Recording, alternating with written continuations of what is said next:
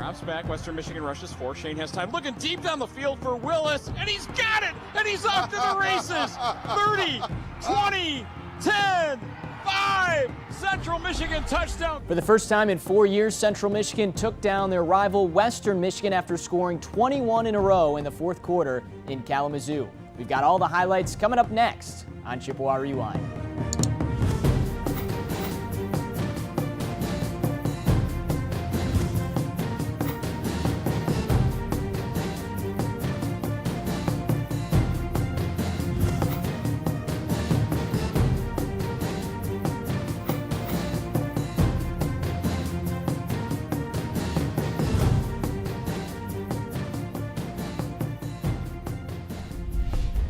I don't know if I've ever been prouder of a group of men than I am right now. I love y'all. Oh, yeah. What did we say at halftime? Fight! Fight! Fight! Fight! And you did. 60 minutes. And you did. 61 minutes. I'm at a loss for words right now. I'm too damn emotional. I'm too tired. I'm too ass worn out, and I'm too old. But I got a game ball for every senior on this football team. Well, the Victory Cannon Trophy is back home in Mount Pleasant. What a game on Wednesday night for Central Michigan. Welcome into Chippewa Rewind with head coach John Bonamigo. I'm Adam Jacksa. A thrilling 35-28 come-from-behind win. How was your team able to really manage the game in that second half and find a way to win? Well, as you mentioned, it was a game of two halves. The game had a little bit of everything. The first half, a lot of things weren't going our way. It seemed like everything Western did was working. You know, we weren't able to move the ball very effectively offensively, and kept putting the defense out there. And you know, we just really challenged them in the second half or at halftime to just come out in the second half and get off blocks, make plays, and said we're down 2 scores. We just got to make some plays. I thought they rallied exceptionally, and again, even in the second half, things didn't go our way. I mean, we turned the ball over 2 times, but we caught some breaks as well. We were able to capitalize them. The energy was outstanding, and we were able to finish the game out with a win with three scores in the fourth quarter. I was thinking back the ones that I was a part of as a player, and 2 of the 4 were come from behind victories. So, that's kind of the nature of a rivalry game. You're really riding that wave of emotion back and forth. Again, I credit our seniors. I credit the leadership on our team and just how they handled it, and really the entire team in terms of how they came together and came out with the determination to do everything that we could to get the win in the second half. I know you've mentioned the seniors and how they hadn't won a game against Western Michigan, but for you personally, I know you won it as a player, but it's your first time in year 3 winning it as a coach. What did that moment feel like for you when the clock hit 0? It's a very proud moment. I was really just proud of our entire organization. Our staff, our coaches put in a lot of hard work. Our players put in a lot of hard work year-round. So it was good just to, very satisfying to be able to, see the fruits of their labor. It takes a lot of effort, a lot from everybody involved, and so it was very satisfying, very gratifying, very proud moment for me. Because as somebody who played here, I understand what that rivalry means. I understand what it means to the former players, that brotherhood of maroon and gold, and what it means to our alumni and our fans. And so to come out of it with a win in that fashion, to come from behind when probably a lot of people counted us out, was a very, very gratifying experience, and one that we will want to build on in the future. Well, Coach, we saw in a picture how much this one meant to you. This guy was sleeping with you on Wednesday night. You had it tucked in close to you in the bed, didn't you? Well, I think Paulette kind of had a little bit of something to do with that. She kind of saw an opportunity and took it. I was passed out. By the time I got home, I hit the bed. I was gone. She definitely captured the moment, I'll say that. She certainly did, and so did the Chippewas. Let's take you inside Waldo Stadium on a rainy and cold Wednesday night. Didn't get off to a good start as Jarvion Franklin. He was really good for them. Gets up through the middle here and gets 7. Yeah, we knew they were going to run the football. Here's an example of it right here. We kind of we actually missed a call up front, so our backers are not in unison with the front, and then the official actually helps out there unintentionally, but ends up blocking our safety, keeping him from cutting down, and they get an easy score there. So we needed to make it a lot more difficult on them than it was on that play.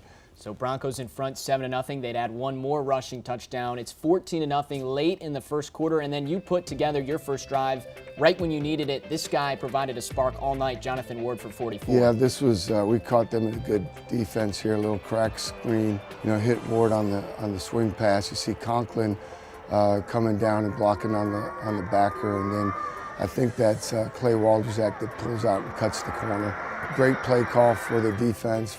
That's what we were hoping to catch him in, and we were able to get a big play out of it and get the ball down into the tight red zone. Jonathan Ward with over 200 yards, all-purpose on Wednesday night. And then Shane Morris, he gets his first taste of the rivalry. His quarterback runs seemed to be open most of the night. He gets into the end zone. Yeah, it opened up a couple times for us here. We actually arc the tight end Conklin here. This is a zone read. They're trying to mesh charge with the defensive end to take away the back. The safety's blitzing off the edge, but he's too late to get there, and it just opens up a clear path for Shane. So, again, good play design, good execution, good read by Shane on the pull, and we're on the board.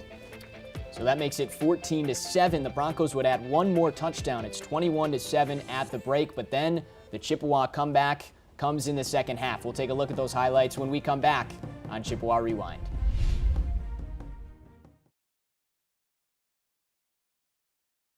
We need your help to pack McGurk this season. We need our students here loud and proud. Houston! And we need everybody up here to bring the noise too, because there's not a bad seat in the house. Come watch us light it up this season.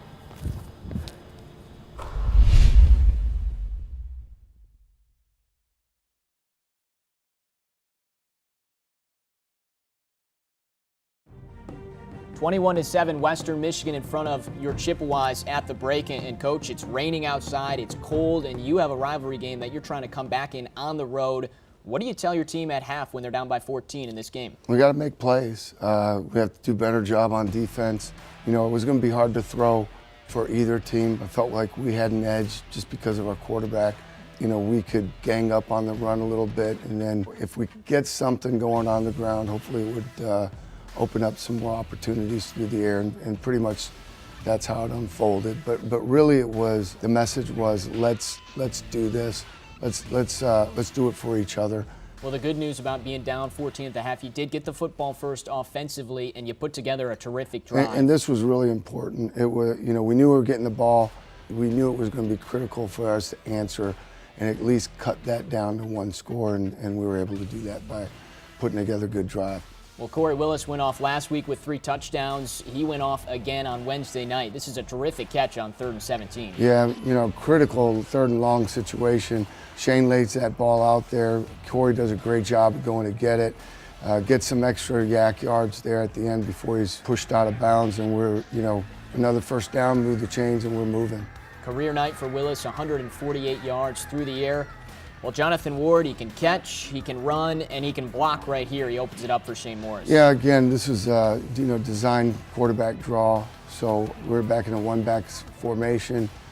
Jonathan does a nice job there leading up on the linebacker. Opens up really nice with the outside pass rush there, and Shane does the rest, takes it in the end zone. Only racking up 80 yards in the first half. You come right out in the second half. You're within 7, and this is a ball game here. Now, here's where it got tough. A couple of muff punts from Mark Chapman, and your team has to face some adversity. How were they able to do so? Well, you just challenge them to go out and play. One of them, we were fortunate. We got a turnover ourselves. They mishandled the snap, and so that one didn't cost us. The second one, really put them in, really point-blank range. So 28-14, as you mentioned, they do get that score. But here's that second play you talked about after the muff punt. it goes over the quarterback's head, and your defense hustles and picks up the loose ball. Yeah, this was, again, critical. You know, I felt like it was a snap that should have been handled. It's a free ball, and just look at all the gold shirts there. We caught a break right there. You know, it's a game of execution on both sides. You know, we don't properly execute fielding a punt. You know, they don't properly execute fielding a snap. You know, that's the type of game it was. You know, we caught a break, we capitalized on it. Well, because you get that turnover, it keeps it a two-possession game. We march to the fourth quarter, and this is where your team takes over. First, it starts with a fumble caused by Darwin Kelly to get your team in good field position. Yeah, this was again, a key moment in the game. You know, they're keeping the ball on the ground there. Franklin breaks out, and you see Darwin just come in here and swipe at the ball, knocks it out, and then he also recovers the fumble. So great job, very opportunistic play. It looked like the ball was not in the outside arm, which is something that we try to emphasize all the time. Your team has life, and this is Jonathan Ward just being a special player and athlete. 4 or 5 guys around, he gets through all of them. Yeah, it's, you know, we got a little swing pass here, and you'd think he'd be tackled right here, and then right there, he just kind of runs out of that ankle tackle. Great, just second effort, tremendous balance, and he's able to, you know, pick up a first down in a critical third down situation. And not only does he make that run, but maybe feeling a little bit tired. No, you go right back to him, and this is probably his best run of the day. Yeah, well, you know, he was feeling it right here. Able to break it outside, catch north and south, makes a man miss there, gets a block downfield by Poljan, and then gets into the end zone.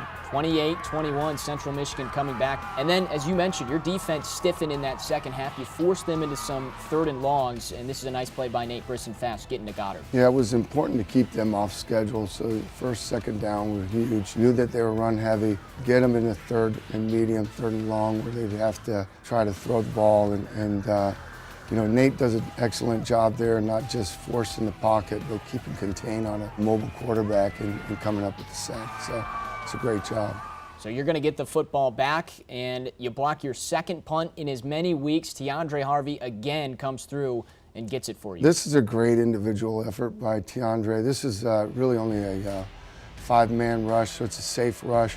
But he's able to kind of get up and under the shield there and then use what we call a drive and crank. Ordinarily, we don't want to return this ball because after it crosses the line of scrimmage, it's as if it wasn't blocked. So you're gonna have to talk to young Ja'Cory Sullivan out here. That's not a high percentage play that we need to go try to make. Just let that thing die out. But nonetheless, he is able to secure the ball.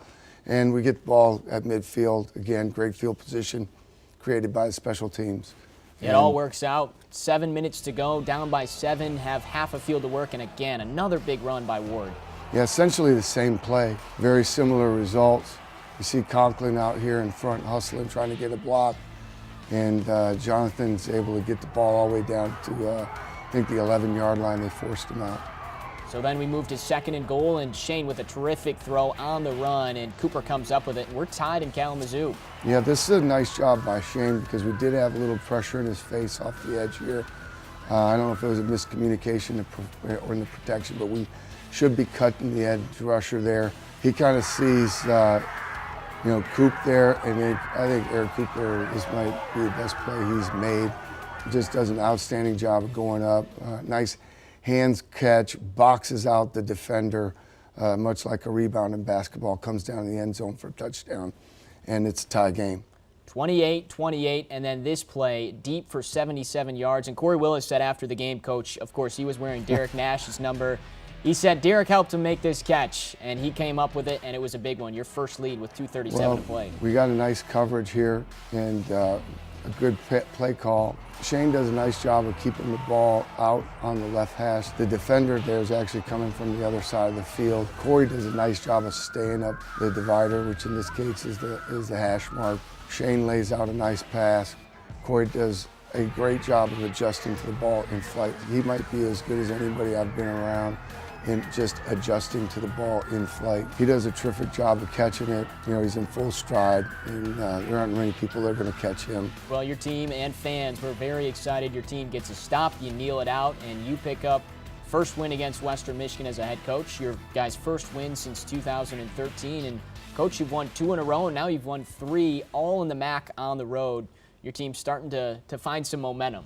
Yeah, we're playing better. You know, there's always room for improvement. They were off today. They'll come in tomorrow, and we'll review the tape. There's going to be a lot of things that we're going to look at that we know we need to improve on. We're going to need to make adjustments and need to make improvements, and we have to kind of put this one on the back burner now, put it on the shelf, and really focus all of our attention and energy preparing for another challenge next week at home against Eastern Michigan. You know, I fully expect we'll get their very best effort. They've done that with everyone they've played, and you know, let's face it, they beat us a year ago, and so it's going to be a really important week of preparation. You know, it's going to be important for us to re-energize and refocus. You're right, they've been right there, 0-4 in the MAC, but 3 of those games have gone to overtime, and all have been one possession. So it'll be a tough test against Eastern Michigan. When we come back, we're going to take a look at how the transfer Shane Morris came to Central Michigan from Michigan and how he's having a productive final season. Stay with us. I remember when I was looking at schools, my dad told me that when I found the right one, I would definitely know, and it was going to be a feeling. And when I was here, it felt like home. And the people here, they felt like family. And I remember being in the bookstore, and I was picking out all this apparel, but I was like, what, do you think you're coming here or something? I was like, you know, matter of fact, I think I am. I would like to say thank you so much for all of your support and donations that you've given to our university over the course of the years. We look forward to making you proud on and off the field, not only the football team, but all of the athletic programs at our university, and we promise to make you proud. I'd like to personally thank you for your support and investment in Central Michigan athletics. Your generosity allows our student athletes to compete on a national level, academically, athletically, and personally. Once again, thank you for your support, and fire up Chips. Corey Willis in motion left to right. Ball in the left hash for Shane Morris. Back to throw it, looking over the center of the field. It's caught! It's a Central Michigan touchdown. Shane Morris with his first TD throw for the Chippewas. When I came to CMU for my first visit, I was actually in contact with Coach Verska, who is on staff here now, who was my head coach in high school, and Josh Synagoga, who was a quarterback before me at De La Salle where I went. So I've built relationships with those guys and had relationships with those guys.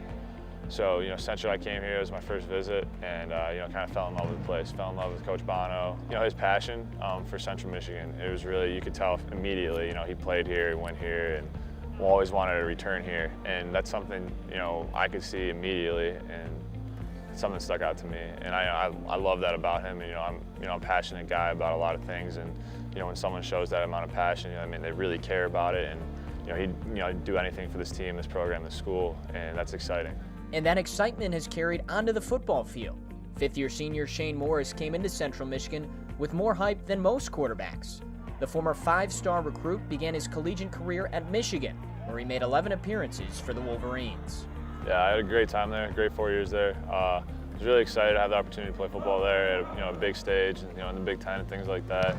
It was a dream for me to graduate from the University of Michigan and play football there since I was like a litof kid. So being able to do that was awesome. Obviously, football didn't go as well as I wanted to, or I kind of expected it to go. But this is kind of the next chapter in my life here at Central, and I'm playing, and the team's doing well, and I love it here. This year, Morris has started all 8 games for the Chippewas, throwing for over 1,900 yards and 16 touchdowns.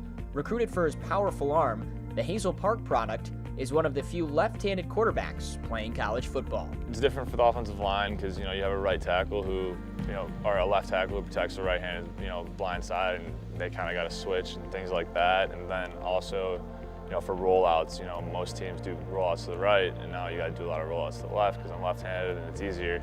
With me having such a short amount of time to, to get these guys to, to trust me as their quarterback, to get these guys to kind of rally around me, not knowing anything about me, not ever playing with me, and that's something I had to do through workouts, in the summer, show guys, how hard I'll work, and kind of organizing team, like summer activities, throwing extra and running extra and things like that. And I think I did enough of that, to where the guys were, kind of rallied around me and understood, kind of trusted me with the ball in my hand, and that's exciting for me that I was able to do that, and make so many great friends, and have these guys, trust me, especially the linemen and the receivers.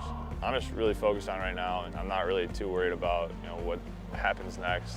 I think if we take care of our 4 games in a bowl game, that everything kind of work out for itself. And I'm kind of hoping that's how it happens. Obviously, I want to play in the NFL, but I'm really focused on Central Michigan and beating Western next week, and that's what I'm focused on most right now.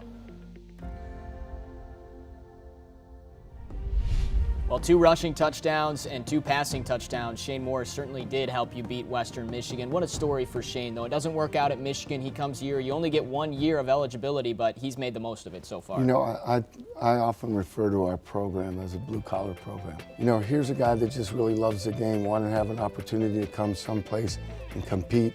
It was important to me that, with any transfer, that they understand what our culture is, that they embrace our culture, and that they fit in with us. He's done a tremendous job with that. He has definitely capitalized on every opportunity. He's playing because he's earned it. What it's done is given us a chance to win right now and give a younger player time to develop, and the guys certainly have embraced him. Well, Shane Morris will lead your team against Eastern Michigan next Wednesday, 8 o'clock, as you, 1, try and become bowl eligible, and 2, try and win that Michigan MAC trophy, which is split between Western, Central, and Eastern. Coach, good luck to you. Thanks very much. Hope everybody can make it to the stadium on Wednesday night and cheer us on. We're going to do our best to get that MAC trophy and make ourselves bowl eligible. Thanks again. Fire up Chips. All right, Central Michigan looking for some revenge against the Eagles of Eastern Michigan. It's an 8 o'clock start on ESPNU, but hopefully, as Coach said, you make it out to Kelly Short Stadium. For Coach John Bonamigo, I'm Adam Jackson. Have a terrific week and fire up Chips.